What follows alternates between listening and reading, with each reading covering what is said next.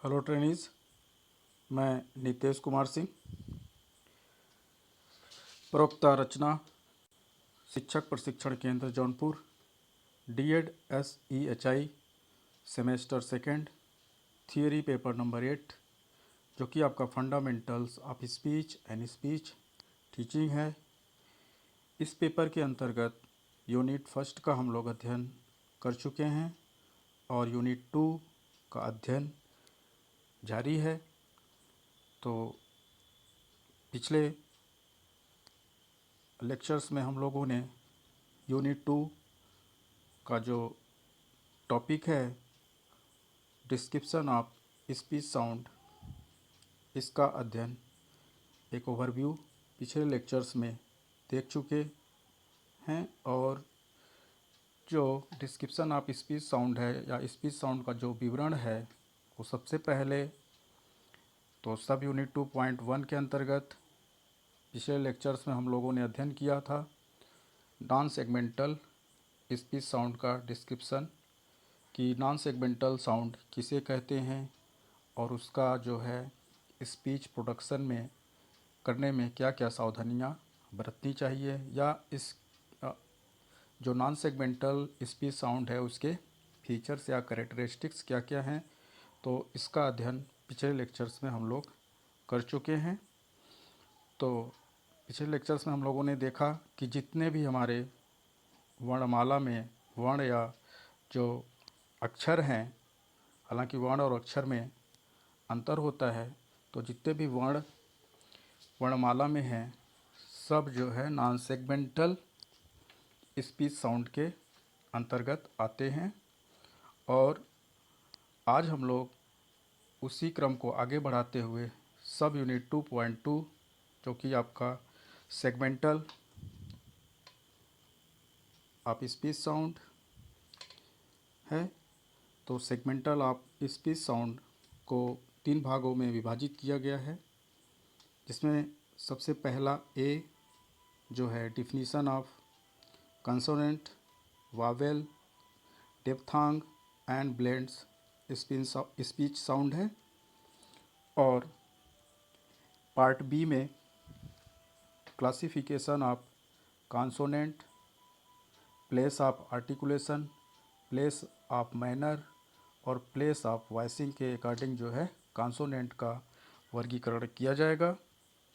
और C part में हमारा है क्लासिफिकेशन ऑफ वावेल, तो place of articulation, place of manner and voicing के अकॉर्डिंग इसका जो है जो डिस्क्रिप्शन हम लोग करेंगे वो अगले लेक्चर्स में होगा।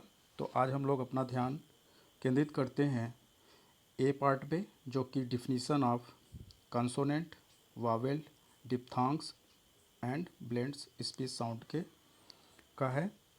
तो सबसे पहले एक जो सेगमेंटल स्पीच साउंड का जो डिफिनीशन है और सेगमेंटल स्पीच साउंड के एक ओवरव्यू हम देख लेते हैं कि ध्वनि भाषा की सबसे छोटी इकाई है। हिंदी भाषा में प्रयुक्त ध्वनि है उनका ज्ञान कराना। तो हिंदी भाषा में प्रयुक्त जो ध्वनि है वो भाषा की सबसे छोटी इकाई है और उनका ज्ञान कराना भाषा शिक्षण के उद्देश्यों का प्रमुख भाग है। तो जब भी हम भाषा शिक्षण करते हैं तो वहाँ पे हम जो हमारी वर्णमाला है, उच्चारण है, या जो लिखना, वाचन करना और बोलना और सुनना, ये सब भाषा शिक्षण के अंतर्गत आते हैं। तो भाषा शिक्षण के उद्देश्यों का प्रमुख भाग जो है हमारा स्पीच साउंड भी है। प्रत्येक भाषा में मूल ध्वनियों के लिए चिन्ह विशेष का प्रयोग किया जाता है और इन चिन्हों को और इन ध्वनि चिन्हों को अक्षर कहते हैं। तो ध्वनि से तात्पर्य है कि भाषा में वे सब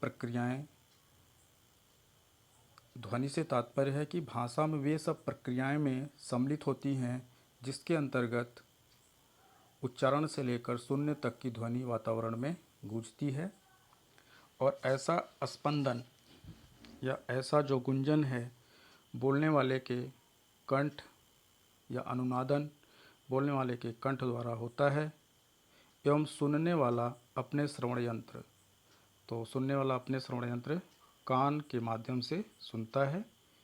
और हिंदी भाषा में प्रत्येक मूल ध्वनि के लिए एक भिन्न अक्षर का प्रयोग होता है और श्रवणीयता गुण के आधार पर इन अक्षरों को दो भागों में बांटा गया है। मूलतः दो भागों में बांटा गया है और इन्हीं दो मूल भागों के आधार पे हम लोग जो है डिप्थांग्स जिसको संयुक्त स्वर, ब्लेंड्स जिसको संयुक्त व्यंजन या स्वर के नाम से जानते हैं, तो और भी हैं, ट्रिप्थांग है, मोनोथांग है। तो स्वर का मतलब यहाँ पे मोनोथांग से है। तो इन सब का जो हमारे अल्फ़ाबेट्स हैं, जो नॉन सेगमेंटल साउंड है, उसको फिर हम सेगमेंटल साउंड में स्वर, व्यंजन, संयुक्त स्वर व्यंजन में विभाजित करते हैं तथा इनके साथ साथ अक्षरों को श्रवणता के आधार पर संयुक्त स्वर, जिसको हम डिप्थांग के नाम से जानते हैं, और मिश्रित व्यंजन जिसको कि हम ब्लेंड के नाम से जानते हैं, का अध्ययन करते हैं। तो ट्रेनीज, आइए सबसे पहले हम लोग जो सेगमेंटल साउंड का सबसे पहला पार्ट है हम लोग उसका अध्ययन करते हैं, जिसको कि हम definition of vowel speech sound, इसका अध्ययन करते हैं।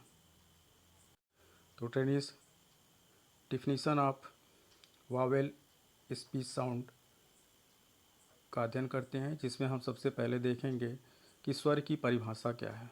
तो वे अक्षर जिनके उच्चारण में ध्वनि फेफड़ों से स्फुटित होकर कंठ से होती हुई, तो फेफड़ों से निकलती हुई और कंठ से होती हुई मुख विवर के उच्चारण स्थानों को स्पर्श किए बिना मुख के द्वार से बाहर निकल जाती है, वे स्वर कहलाते हैं। तो स्वरों का उच्चारण किसी दूसरे अक्षर की सहायता के बिना होता है।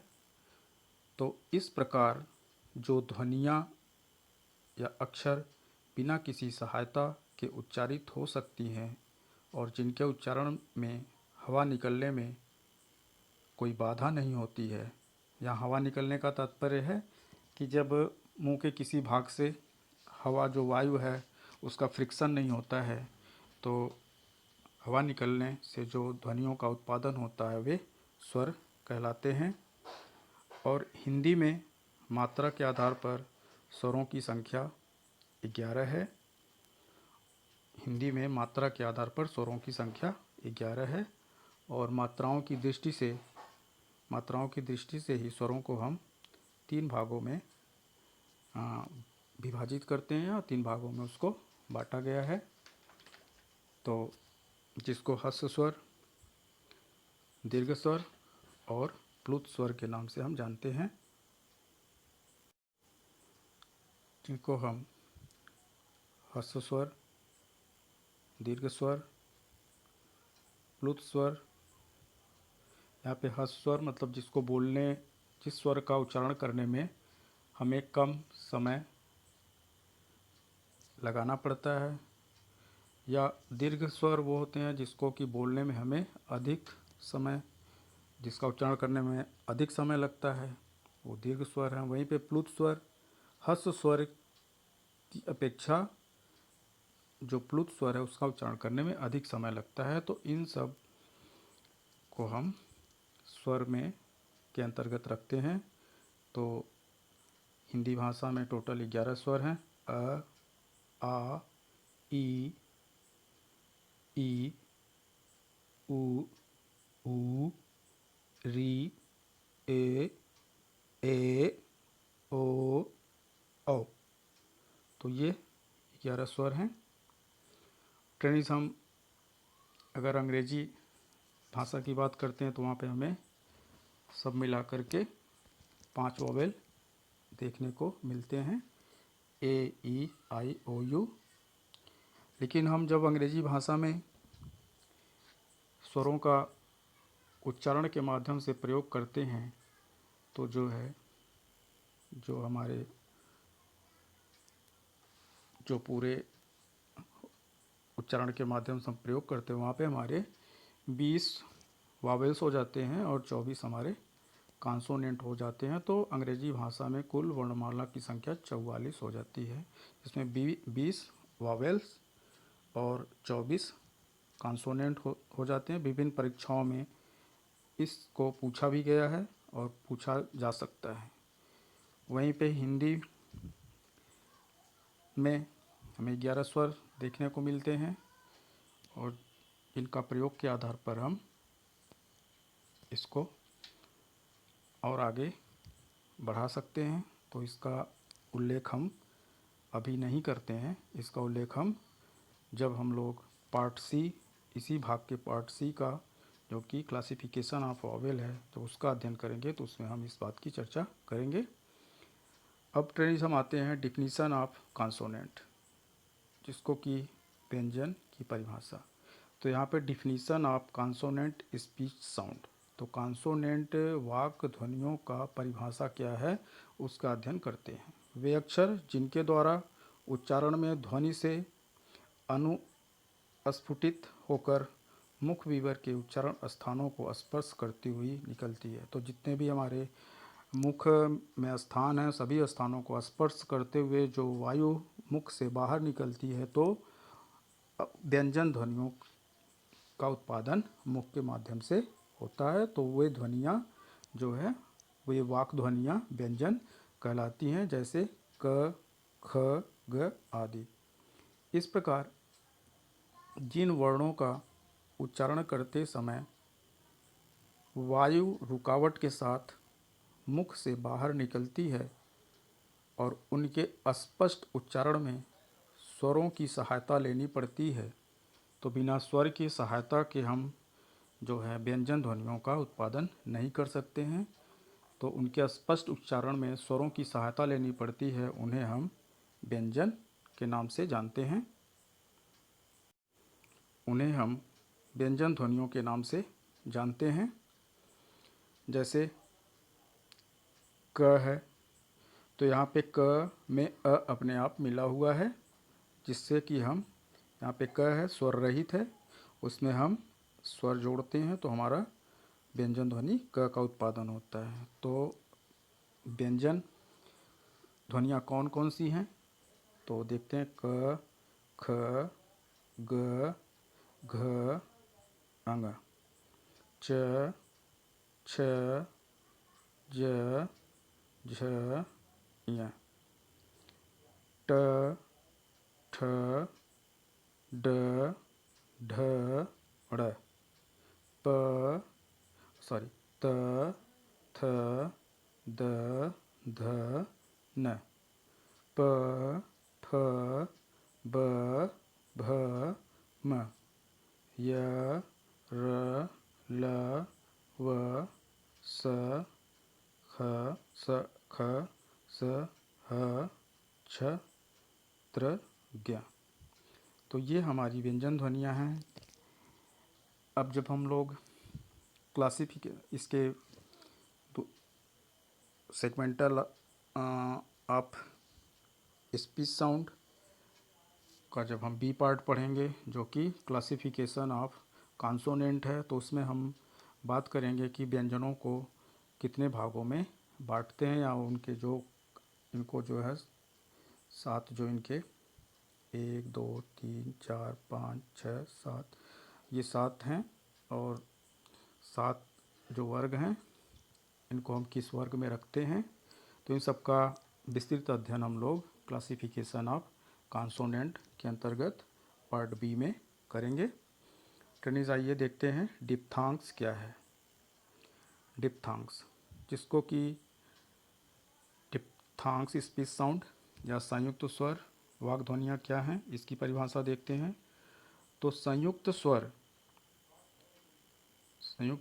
डिप्थांग जिसको बोलते हैं, वे स्वर हैं जिन्हें जीभ और ओठ की स्थिति में बदलाव के साथ उच्चारण की आवश्यकता होती है। तो जीभ, टंग और जो हमारा लिप है उसकी जो पोजीशन है वो बदलती है, तभी हम जो है डिप्थांग्स स्पीच साउंड का उच्चारण कर सकते हैं, अदरवाइज़ हम लोग नहीं कर पाएंगे। तो डिप्थांग जो है वो ग्रीक भाषा के डाई, जिसका अर्थ दो, तथा थांग, जिसको कि ग्रीक भाषा में इस प्रकार से लिखते हैं, जिसका अर्थ होता है साउंड। तो ऐसा ऐसा ऐसी तो डिप्थांग का तात्पर्य ऐसी ध्वनि जिसमें दो स्वर मिले होते हैं, ऐसे स्वर को संयुक्त स्वर या डिप्थांग के नाम से जानते हैं। तो ट्रेनीज, डिप्थांग वही है जिनको कि हम संयुक्त स्वर के नाम से भी जानते हैं। तो इस प्रकार से एक साथ उच्चारित दो स्वरों से बनी एकल ध्वनि को संयुक्त स्वर कहते हैं। यहाँ पे ध्यान रखने की आवश्यकता है कि एक साथ उच्चारित दो स्वर कौन कौन से हैं?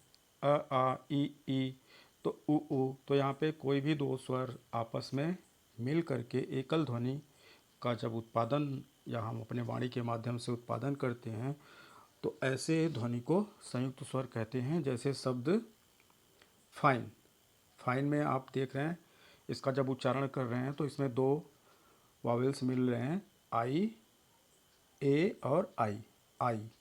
तो यहाँ पे फाइन की ध्वनि है। हर स्वर की अपनी ध्वनि होती है, ह्रस्व स्तर की और दीर्घ स्तर की। हालांकि जब भी एक स्वर नई और अलग ध्वनि बनाता है तो आमतौर पर यह एक दूसरे स्वर के साथ संयोजन के रूप में होता है। तो इस प्रकार के जो संयोजन होता है उसको हम डिप्थांग के नाम से या संयुक्त स्वर के नाम से जानते हैं। अब संयुक्त स्वर के उदाहरण में ऑयल, ऑयल, तो यहाँ पे हम देख रहे हैं ओ आई, आइल, आ और ई, इसका जो है संयोजन एक साथ होकर के हम जो है एकल ध्वनि आइल, का उत्पादन करते हैं। तो यह जो है हमारा डिप्थांग हुआ। इसमें दो स्वर जो एक साथ मिलकर एकल स्वर से अलग ध्वनि का निर्माण कर रहे हैं। और ओ आई, ऑयल, स्वर का उच्चारण एक साथ हो रहा है, जैसे नाइस, नाइस, नाइस। तो इसमें आ और ई मिला हुआ है, तो नाइस में भी हम डिप्थांग संयुक्त स्वर का प्रयोग करते हैं। और वहीं पे अगर अंग्रेजी की बात करें, इंग्लिश की बात करें, तो हमारे जो संयुक्त स्वर हैं इंग्लिश लैंग्वेज में, ब्रिटिश लैंग्वेज में, वो मुख्यतः तीन हैं। लेकिन वहीं पे अंग्रेजी, अमेरिकी अंग्रेजी, जो कि मॉडर्न आज के समय में अमेरिकी इंग्लिश का ज़्यादा प्रयोग हो रहा है, जिसमें हमें 8 डिप्थांग्स देखने को मिलते हैं। तो आइए देखते हैं 8 डिप्थांग्स कौन कौन से हैं। तो ट्रेनीज, यहाँ पे हम 8 जो अमेरिकन अंग्रेजी में जो डिप्थांग हैं उसको देखते हैं। सबसे पहले हमारा ए आई, तो ये डिप्थांग है आई। ई आई, ए, जिस और हमारा ये ओ और ए का साउंड इसमें आता है। और चौथा हमारा है ए यू या ओ यू, इसको हम ए यू, ये इंटरनेशनल फोनेटिक्स का सिंबल है और इसमें हम ओ यू साउंड्स को एक साथ निकालते हैं, संयुक्त स्वर को निकालते हैं। वहीं पे हमारा इंटरनेशनल फोनेटिक्स में संयुक्त स्वर ई ए, जिसको कि हम ए आई या ई ए में प्रयोग करते हैं। नेक्स्ट हम देखते हैं आई ए, जिसको कि हम आई ई, तो ये हमारा ई ए नहीं है, ई है। इंटरनेशनल फोनेटिक्स में ई को हम ऐसे ही लिखते हैं जब वो सेकेंड पार्ट में आता है, मतलब आई, यहाँ पे आई ए। तो यहाँ पे हम देखते हैं कि पहले साउंड्स की प्रधानता दूसरे साउंड्स की कम प्रधानता है। तो यहाँ पे आई ई और नेक्स्ट हम देखते हैं ओ और आई, जिसको कि हम ओ आई के नाम से ये हमारा है, जिसको हम ओ आई, ऑयल, जैसे ऑयल में हम देखते हैं, वैसे ही हमारा ऊ, ये यू और ई है, ए है, जिसको कि हम ऊ या आओ के रेफरेंस में प्रयोग करते हैं। तो सबका हम एक एक करके एग्जांपल देख लेते हैं। ए आई इंटरनेशनल फोनेटिक्स में ये जो पहला अमेरिकन इंग्लिश लैंग्वेज में जो पहला जो डिप्थांग है क्राई, तो इसमें देख रहे हैं क्राई, ए आई, तो आई का इसमें एक साथ एकल ध्वनि उत्पादित हो रहा है, माई, माई, ए आई, तो उसमें आई साउंड जो है मिला हुआ है, लाइक, लाइक, तो आप देख रहे हैं ए आई उसमें मिला हुआ है। वहीं पे दूसरा हम देखते हैं अमेरिकन अंग्रेजी का डिप्थांग ई आई, जैसे बेक, बेक, तो उसमें एक, तो इसमें ई और आई का जो संयुक्त स्वर है एकल ध्वनि के माध्यम, जैसे रैंग, रैंग, एट, तो इसमें हम देख रहे हैं कि इन सब में ई आई जो है वो संयुक्त स्वर के रूप में इस्तेमाल हो रहा है। वहीं पे ओ, जिसमें आपका ओ और ए है, तो तीसरा आपका, इसको इंटरनेशनल फोनेटिक्स अल्फ़ाबेट में ऐसे ही डिप्थांग को दिखाया जाता है। जब हम classification of sound, classification of vowels speech sound का करेंगे, तो एक नज़र हम वहाँ पे जो है डालेंगे कि किस प्रकार से स्वरों का वहाँ पे विभाजन होता है, जिसका कि हम प्रयोग करते हैं गो, गो, ओ, स्लो, तो इसमें हम देख रहे हैं ओ और ए का संयुक्त स्वर का एक साथ एकल ध्वनि के माध्यम से उच्चारण हो रहा है। वहीं पे ए यू, जिसको कि ओ और ए, ओ यू के नाम से जानते हैं, जिसको कि हम बाउंड, बाउंड, बाउंड, तो हम देख रहे हैं बाउंड, ओ यू एक साथ प्रयोग हो रहा है, भ्राव, भ्राव, तो यहाँ पे हम देख रहे हैं O U, how, how, O U का एक साथ यहाँ पे जो है वो आर्टिकुलेशन हो रहा है, आर्टिकुलेट हो रहा है। यहाँ पे पांचवा देख रहे हैं ई, ई, पेयर, केयर, बियर, तो इसमें हम देख रहे हैं कि जो है डिप्थांग का प्रयोग हो रहा है। और आई ई, हियर, नियर, नियर, तो यहाँ पे ए और आई, यहाँ पे हमारा ए और आई का एक साथ प्रयोग हो रहा है, आई। वहीं पे हमारा सातवां देख रहे हैं ओ और आई, तो जिसको ओ और आई, बॉय, ओ और आई के रूप में हम ओ और आई एक साथ संयुक्त स्वर डिप्थांग यहाँ पे बन रहे हैं, boy, boy, boy, toy, can, तो यहाँ पे हम देख रहे हैं किस तरीके से जो है वो डिप्थांग यहाँ पे इस वर्ड में एकल ध्वनि प्रस्तुत कर रहा है। वहीं पे आपका यू और ई, इसको ऊ, ऊ, तो यहाँ पे डिप्थांग दो हो रहा है, फुर, श्योर, श्योर, तो यहाँ पे हम देख रहे हैं ओ यू या डबल ओ के रूप में इसका जो है प्रयोग हो रहा है, प्योर, प्योर, तो यहाँ पे ओ यू और डबल ऊ, डबल ओ के रूप में यहाँ पे हम प्रयोग देख रहे हैं। तो ट्रेनिज, इसके साथ ही हम लोग देखने का प्रयास करते हैं कि definition of blend speech sound, तो definition of blend speech sound क्या है, जिसको कि हम मिश्रित व्यंजन वाग ध्वनियों के नाम से भी जानते हैं। तो इसकी परिभाषा क्या है, आइए एक नज़र इस पे डालते हैं। तो ट्रेनिज, जो मिश्रित भाषा व्यंजन है तो भाषा विज्ञान में मिश्रण ध्वनि या व्यंजन मिश्रण तब होता है जब एक ही शब्दांश में दो व्यंजन ध्वनियों का मिश्रण होता है। तो इस प्रकार से वावेल जो डिप्थांग है उसको हम संधि स्वर और इसको हम व्यंजन संधि के नाम से भी जान सकते हैं। तो जब दो ध्वनियों के बीच कोई स्वर नहीं होता है तो उन्हें मिलाकर लिखते हैं या उच्चारण करते हैं तो उसको हम उस ध्वनि को चिन्ह में लिखते हैं। तो ये हमारी जो है लिपि या हम उसको लिखित रूप मानते हैं। मिलाकर लिखे गए व्यंजन को मिश्रित व्यंजन कहा जाता है।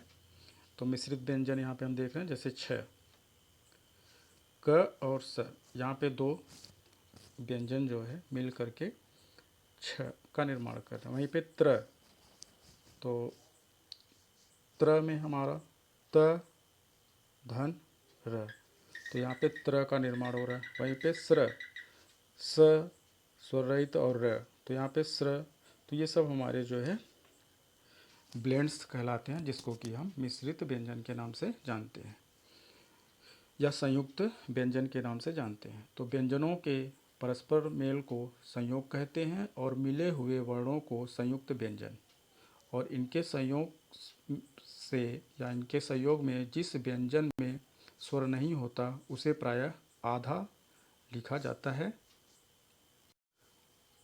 आगे देखते हैं कि किस प्रकार से इसको लिखा जाता है। जैसे प्रश्न, कष्ट, स्थान, भाग्य आदि। जिन व्यंजनों में पाई होती है उनकी पाई हटा दी जाती है और अगले व्यंजन को उससे मिलाकर लिखते हैं। जैसे ख, ख में पाई आप देख रहे हैं, तो इसको जब हम व्यंजन के साथ सम्मिलित करते हैं तो पाई को हटा देते हैं और ख्याल सख्त। ग है, पाई है, जब इसको हम व्यंजन के साथ संयुक्त करते हैं तो आधा ग, ग्वाला, भाग्य। उसी प्रकार न पाई रहित है, वहीं पे हम जब इसको उच्चारण करते हैं तो अन्य के रूप में उच्चारण करते हैं या पंथ के रूप में उच्चारण करते हैं।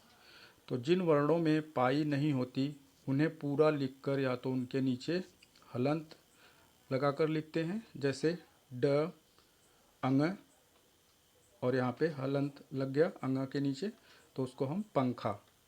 वहीं पे लड्डू में हम देख रहे हैं कि ड पे हम हलंत लगा दे रहे हैं और जो है पूरा लिख दे रहे हैं। वैसे जैसे ट है तो हलंत लगा करके हम मिट्टी लिख देते हैं, और द है और उस पर हलंत लगा करके गद्दी लिख देते हैं। तो इस प्रकार से व्यंजनों को ब्लेंड या संयुक्त व्यंजन के नाम से हम जानते हैं। ट्रेनिस, यहाँ पे हम देखते हैं र व्यंजन के मेल में विशेष सावधानी रखनी पड़ती है। जब र के साथ स्वर नहीं होता तो यह अगले वर्ण के ऊपर लिखा जाता है और ऐसी स्थिति में इनका स्वरूप रेफ, इसको इस चिन्ह को रेफ कहते हैं। जैसे कर्म, धर्म आदि। तो टेनिस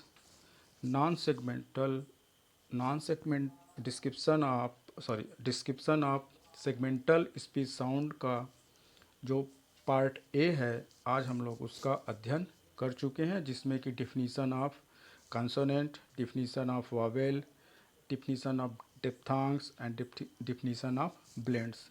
तो इनका अध्ययन कर चुके हैं और अध्ययन करने के पश्चात ट्रेनिज हम आप लोगों के लिए कुछ प्रश्न रख रहे हैं,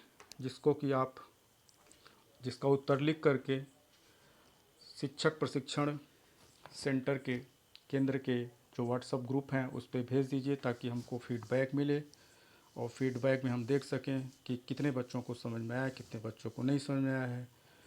तो अगर नहीं समझ में आया है तो ऐसे लोगों के लिए हम हमेशा उपलब्ध हैं। तो प्रश्न नोट करिए ट्रेनिस। अभ्यास हेतु प्रश्न, स्वर की परिभाषा लिखिए तथा व्यंजन से किस प्रकार स्वर भिन्न है। तो यहाँ पे एक बार फिर से देख लीजिए। स्वर की परिभाषा लिखिए तथा व्यंजन से किस प्रकार भिन्न है। दूसरा प्रश्न आपका है संयुक्त स्वर और संयुक्त व्यंजन की उदाहरण सहित परिभाषा लिखिए। तो संयुक्त व्यंजन और संयुक्त जिसको कि आप डिप्थांग एंड ब्लेंड्स है उसकी आपको डिफिनीसन देनी है और एग्जाम्पल सहित। तो आज के लिए बस इतना ही। धन्यवाद।